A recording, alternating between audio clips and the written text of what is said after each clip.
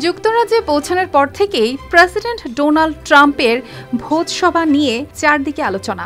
অনেকেই বলছে তাকে নাকি স্বাগত জানাতে পরিবেশন করা হয়েছে একেবারে শত বছরের পুরনো ককটেল। শুনে মনে হয় আহা কি রাজকীয় আয়োজন, কিন্তু বিষয়টা কি সত্যিই তাই? মোটেও না। ট্রাম্পকে বিভিন্ন অ্যালকোহল ঠিকই সার্ভ করা হয়েছিল, কিন্তু তিনি হাত পর্যন্ত লাগাননি, কারণ তিনি অ্যালকোহল একদম পছন্দ করেন না।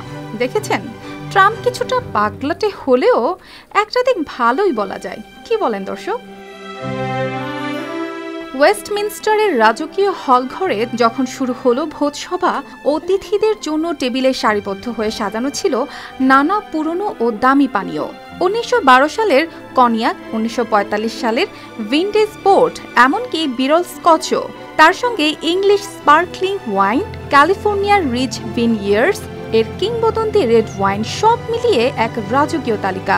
কিন্তু এখানেই আসল টুইস্ট। টেবিলে সব পরিবেশন করা হলেও ট্রাম্প এক ফোঁটাও স্পর্শ করেননি, কারণ খুব পরিষ্কার, তিনি অ্যালকোহল পছন্দই করেন না।